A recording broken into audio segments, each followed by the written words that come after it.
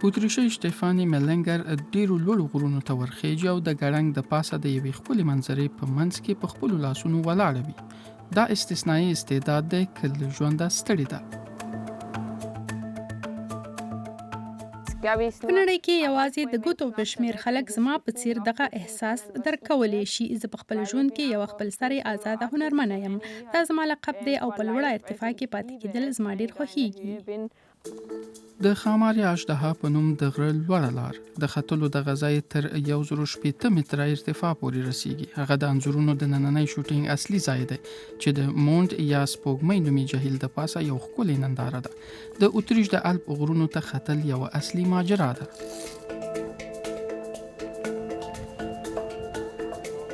د ختلو پر مهال هم شټېفاني پرته له حفاظتي تدابیرو کرتبونه ښکاره کوي، سره له دې چې هدف یعنی د غره څوکه لا لرې ده.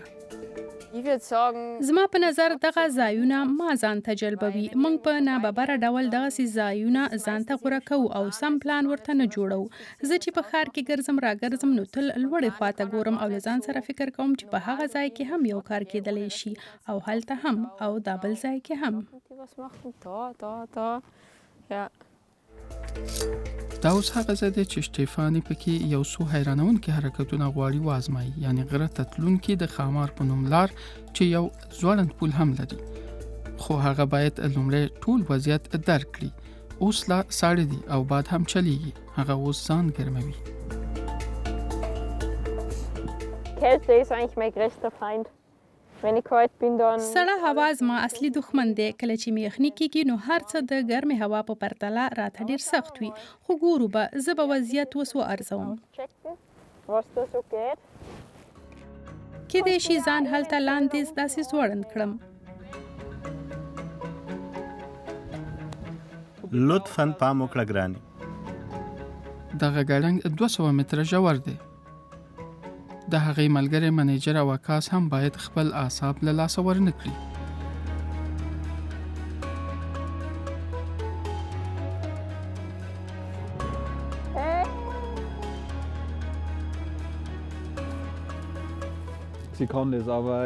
هغه دا هر څه کولی شي، خو که ګوري چې څنګه هر څه لړزیږي نو سړی یو خراب احساس هم لري.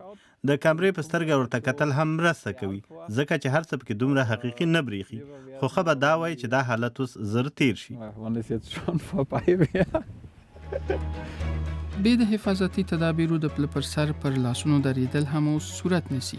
شټېفاني د څه د پاسه 10 کلونو راهیسې هره ورځ یو څو ساعته ټریننګ کوي چې دغه ډول خطرناک کارونه وشي کولی. دا 23 کلنه ښځه خپل استثنایي هنر په انسټاګرام کې هم شریکوي. هغې د نړۍ بیلو ځایونو ته سفرونه هم کړي، لکه د قناري د لانزاروت ټاپو ته. هغه په خپل کور کې هم د مار په څیر د اکروباتیک خندونکي ویډیوګانې ثبتوي.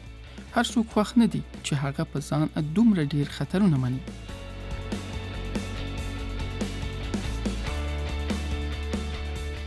ځینې خلک بېلابېل کمنټونه لیکي چې ځینې دا کار احمق بولي او وایي ته خپل ژوند د کلیکونو او لایکونو لپاره په خطر کې اچوي. خو دوی نه پوهیږي چې زه دا کار کوم ځکه چې خوښیږي مې او تر ټولو ستره لیوالتیا ورسره لرم. د درخنلوخ یا خامار سوري په نوم د سیلانیانو د خوښۍ یو بل ځای د ښکته کېدو پر مهال یوه بله منظره ده. شټېفاني نور ډیر پلانونه هم لري چې چیرته به خپل هنر نندارې ته وړاندې کوي. هغه ډیر لوړ هدفونه لري او د ژوند له ګړنګونو څخه هم نه ویریږي.